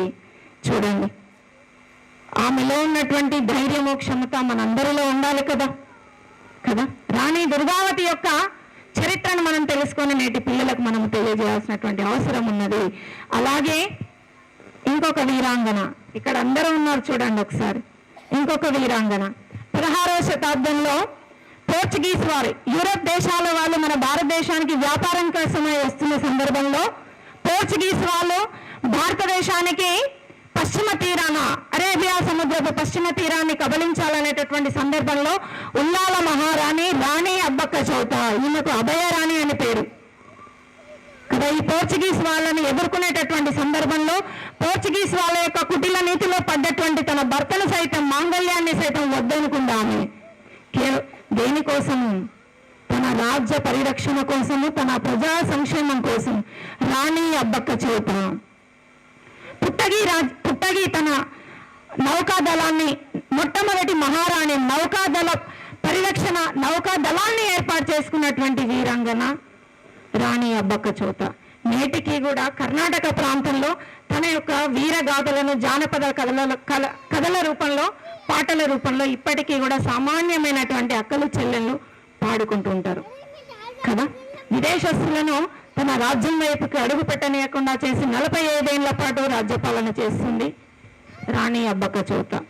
అలాగే దత్తత స్వీకారం చెల్లదని చెప్పినటువంటి డల్హౌసీని ముచ్చమటలు పట్టించి మీరట్ ప్రాంతంలో, ఈ మహారాష్ట్ర, ఈ నుండి ఉత్తర భారతంలో ఉత్తరప్రదేశ్ ప్రాంతం, మీరట్ ప్రాంతం వరకు కూడా అందరినీ ఏకతాటి మీదకి తీసుకొచ్చి స్వాభిమాన సమరంలో తొలి సమిధై నిలిచినటువంటి ఝాన్సీ రాణి లక్ష్మీబాయి కదా. చిన్న వయసు, అతి చిన్న వయసులో 23 ఏళ్ల వయసులో తన చంటి బిడ్డను, దత్తత తీసుకున్న తన చంటి బిడ్డను భుజాన వేసుకొని బ్రిటిష్ వాళ్లకు ఎదురులో ఒడ్డి నిలిచినటువంటి వీరాంగన రాణి ఝాన్సీ లక్ష్మీబాయి కదా. చూడండి, దేశ ధర్మ పరిరక్షణలో, భారతదేశ వికాసంలో ఎందరో మహిళలు తమ ప్రాణాలను పణంగా పెట్టి నేటికి కూడా మనకు ఆదర్శంగా నిలుస్తున్నారు. ఎందుకోసం నిలుస్తున్నారు వీళ్ళు? చూడండి, ఎందుకోసం వీళ్ళని మనం గుర్తు చేసుకుంటున్నాం. ఇంత గొప్పనైనటువంటి ఆ జీవనాన్ని వీళ్ళు పొందేది చూడండి కదా. శరీరం చూడండి, శరీరం క్షణ విధ్వంసి కల్పాంత స్థాయిలో గుణ. శరీరం అనేటటువంటిది ఎప్పుడు నశిస్తుందో తెలియదు, కానీ ఈ శరీరాన్ని పొందిన తర్వాత మనం చేసేటటువంటి గుణకర్మలు ఏవైతే ఉంటాయో, పనులు ఏవైతే ఉంటాయో శాశ్వతంగా నిలిచిపోతాయి. కాబట్టే సీత, సావిత్రి, అహల్య వారందరినీ గుర్తుపెట్టుకున్నాం. ద్రౌపది, కన్నగి, గార్గి వీళ్ళందరినీ గుర్తుపెట్టుకున్నాం. రాణి దుర్గావతి, అబ్బక్క చౌత, న్యాయకి దేవి అందరినీ గుర్తుపెట్టుకున్నాం. చూడండి, వాళ్ళు ఆ శరీరాలను పొంది చూపినటువంటి గుణకర్మలు ఏవైతే ఉన్నాయో ఈ దేశం, ధర్మం, సమాజం కోసం నిత్యము గుర్తుంచుకుంటాం. కాబట్టి ఈ పొందినటువంటి మానవ శరీరం ద్వారా మాతృమూర్తులం అయినటువంటి మనం మన దేశం కోసం, ధర్మం కోసం, భారతీయ సమాజ నిర్మాణం కోసం మన ఇంట్లోనే నిర్మాణం అవుతుంది. మన పిల్లలకు నేర్పడం ద్వారా చక్కని విలువలు, సంస్కారము, పద్ధతులు నేర్పడం ద్వారానే ఇవన్నీ కూడా మన భారతదేశ ధర్మ ఔన్నత్యం అనేటటువంటిది 10 కాలాల పాటు భవిష్యత్ తరాలకు అందించబడుతుంది. అలాగే చూడండి, వీళ్ళేనా ఉన్నది? చాలా మంది ఉన్నారు ఇంకా మనకు కదా. ఎందరో వీరాంగనలు. నిన్న మొన్న చూసాం, 608 రోజులు ఆకాశంలో ఉండొచ్చింది సునీతా విలియమ్స్. ఎంతటి ధైర్య సాహసం తనది కదా. ఎవరూ లేరు చుట్టుపక్కల, ఒక్కతే మొత్తం చీకటే. ఎంత ధైర్యంతో తను ఆకాశంలో ఉంటూ రోదసిలో ఉంటూ విజ్ఞాన శాస్త్ర పరిశోధనలో తన భాగస్వామ్యాన్ని అందించింది సునీతా విలియమ్స్ కదా. అలాగే శీతల్ దేవి చేతులు లేవు రెండు. మన 15 రోజుల క్రితం మనకు ఆర్చరీలో కదా తను చూపిన ప్రతిభ చూడండి. అన్ని అవయవ సౌష్ఠవాలు సరిగ్గా ఉన్నా కూడా నేనేమి చేయలేను అనేటటువంటి దుర్బల స్థితిలో ఉన్నటువంటి వారందరికీ కూడా శీతల్ దేవి ఒక ఆదర్శం కదా. భుజాలు 2 లేవు తనకు, అయినా కూడా కాళ్ళు ఎత్తి ఆర్చరీలో ప్రపంచ విజేతగా నిలిచింది, కాశ్మీర్కి చెందినటువంటి అమ్మాయి. అలాగే మిషన్ చంద్రయాన్లో ప్రాజెక్ట్ డైరెక్టర్లుగా ఉన్నటువంటి మహిళలందరూ కూడా రీతూ కరిదల్, అలాగే అగ్నిపుత్రికగా పేరొందినటువంటి టెస్సీ థామస్. రీతూ కరిదల్ అయితే తన గురించి నేను కొంచెం చూస్తే దాదాపు 18 నెలల పాటు ఇంటికే వెళ్ళలేదు ఆమె ఈ ప్రాజెక్టు కోసం. ఎంత నిబద్ధత, ఎంత క్షమత, ఎంత జ్ఞాన సంపత్తి చూడండి. దేన్ని ఆకాంక్షించి తను అన్ని నెలల పాటు పనిచేసింది దేశ ఉన్నతి కోసం కదా. కాబట్టి అలాంటి ఆ క్షమతను, ఈ 7 గుణాలు ఏవైతే ఉన్నాయో ఇప్పుడు చెప్పుకున్నటువంటి వీరాంగనలలో నిక్షిప్తమైనటువంటి 7 గుణాలన్నీ నీ లోపల ఉన్నాయి. కాబట్టి వాటిని సందర్భానుసారంగా మన కుటుంబానికి, మన పిల్లలకు, ఎందుకంటే నేటి పిల్లలే రేపటి సవ్య సమాజ నిర్మాణంలో పౌరులుగా ఎదగబడతారు. కాబట్టి వారందరినీ కూడా, మన పిల్లలందరినీ కూడా తీర్చిదిద్దాల్సినటువంటి బాధ్యత మన పైన ఉన్నది కదా. అలాగే దివ్య సూర్యదేవర, జిమ్ మోటార్స్. దివ్య సూర్యదేవర ప్రపంచంలోనే అతిపెద్ద మోటార్ల కంపెనీకి తను డైరెక్టర్గా సేవలు అందిస్తుంది. దివ్య సూర్యదేవర వీళ్ళందరూ కూడా ఒకసారి మనం వీళ్ళ గురించి చెప్పుకుంటున్నాము అని అంటే భారతదేశ వికాసంలో వీళ్ళ యొక్క పాత్ర చూడండి. మన పేర్లు కూడా కదా, మన పేర్లు కూడా, మనము కూడా, మన పిల్లలు కూడా ఇలా కావాల్సినటువంటి సందర్భం ఉందా లేదా? దేశ ధర్మ ఔన్నత్యంలో మన కుటుంబం నుండి మనమందరము కూడా భాగస్వామ్యం అవుతూ మనము కూడా ఒక బిందువు వలె ఉండాలి అనేటటువంటిది ఆకాంక్ష మనందరి లోపల కలగాలనేటటువంటిది సప్తశక్తి సంగమం. 100 ఏళ్ల పాటు జరిగినటువంటి ఈ ప్రయాణంలో జాతీయ పునర్నిర్మాణంలో అహర్నిశలు అనామికతగా ప్రయాణిస్తున్నటువంటి సంఘ శతాబ్ది ఉత్సవాల సందర్భంగా రాష్ట్రీయ స్వయం సేవక్ సంఘ్ స్థాపించి 100 ఏళ్లు జరుగుతున్న సందర్భంగా విద్యాభారతి, అఖిల భారత విద్యా సంస్థాన్ విద్యాభారతి ఆధ్వర్యంలో మన బడికి వస్తున్నటువంటి పిల్లల తల్లులందరికీ కూడా వాళ్ళలో నిక్షిప్తమైనటువంటి శక్తిని జాగృతం చేస్తూ కదా ఈ భారతీయ సజ్జన సమాజ నిర్మాణంలో మనమందరము భాగస్వామ్యం కావాలనేటటువంటి ఆకాంక్షను మన పైన ఉంచారు. ఆ ఆకాంక్షకు అనుగుణంగానే మనం అందరము ముందుకు కదలాలి. ఇంకోటి, మన ధర్మం అంటే ఏదో కాదు, లేచింది మొదలు పడుకునేంత వరకు, పుట్టింది మొదలు భారతమాత ఒడిలో శాశ్వతంగా నిద్రించేంత వరకు మనం చేస్తున్న ప్రతి పని కూడా మన భారతీయ ధర్మమే. ధర్మం అంటే ఏదో కాదు, మనం చేసేటటువంటి మన సనాతన భారతీయ పనులే. అదొకటే.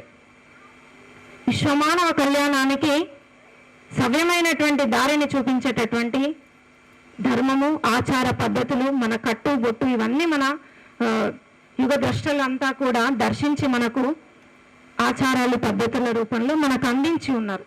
వాటిని మనము తప్పకుండా పాటిస్తేనే మన కుటుంబం బాగుంటుంది, మన పిల్లలు బాగుంటారు. వాళ్ళు ఏం చేస్తున్నారు అనేది మనకు అర్థమవుతుంది.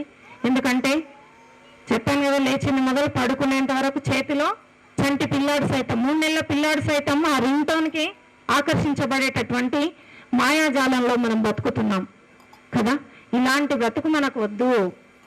సవ్యమైనటువంటి జీవనాన్ని 84 లక్షల జీవరాశులలో అతి ఉత్కృష్టమైనటువంటి ఉన్నతమైనటువంటి జన్మ మానవ జన్మ మనది. దీన్ని ఇలాగే మనము వదిలేసుకుందామా? లేదు లేదు. ఇప్పుడు చెప్పాం కదా, ఎందరో వీరాంగనలు, వీరమాతలు వాళ్ళు చూపించినటువంటి ఆ గుణాలన్నిటినీ కూడా మన లోపల సహజ సిద్ధంగా ఉన్నాయి.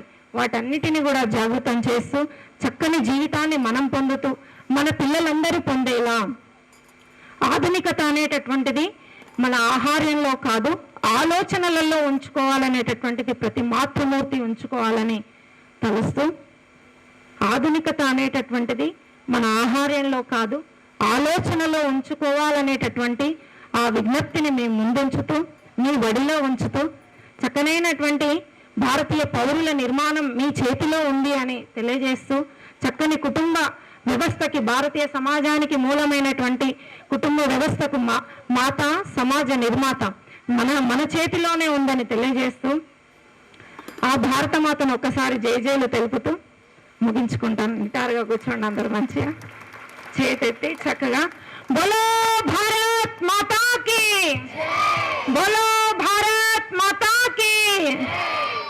చాలా మందిని నా మదిలో మెదులుతున్నారు, వారిని తలుచుకునే సందర్భము, కానీ సమయం ఎక్కువ లేదు.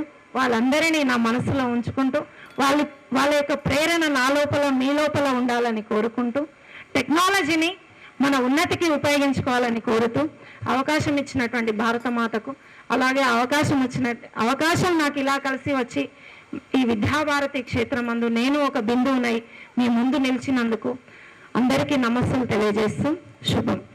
यह अवसर हमें याद दिलाता है कि हमारी भारतीय संस्कृति ने सदा जीवन के हर क्षेत्र को केवल भौतिक या सांसारिक दृष्टि से नहीं बल्कि धार्मिक, नैतिक और आध्यात्मिक दृष्टि से देखा है। भारतीय संस्कृति में नारी को शक्ति स्वरूप माना गया है, जैसे कि मनुस्मृति में कहा गया है, यत्र नार्यस्तु पूज्यन्ते रमते तत्र देवता, यत्रेतास्तु न पूज्यन्ते सर्वसत्र फला क्रिया। अर्थात जहाँ नारी का सम्मान होता है वह देवता निवास करते हैं। इसीलिए हमारे समाज की शक्ति, संस्कार और संवेदना सभी की शुरुआत परिवार से होती है और परिवार की आत्मा होती है नारी। परिवार केवल रक्त संबंधों का समूह नहीं बल्कि संस्कारों की पहली पाठशाला है। यहाँ हम देना सीखते हैं, लेना नहीं। यहाँ हम देना सीखते हैं, लेना नहीं। यहाँ माता पिता जीवन का पहला पाठ सिखाते हैं, सेवा, प्रेम और संयम का। संयुक्त परिवार व्यवस्था भारतीय संस्कृति की पहचान रही है, जहाँ दादा दादी का अनुभव, माता पिता का मार्गदर्शन और बच्चों की ऊर्जा सभी मिलकर जीवन को पूर्ण बनाते हैं। समाजवेत्ता M.N. श्रीनिवास ने कहा है, भारतीय परिवार संस्कृति Mind Media, the voice of India.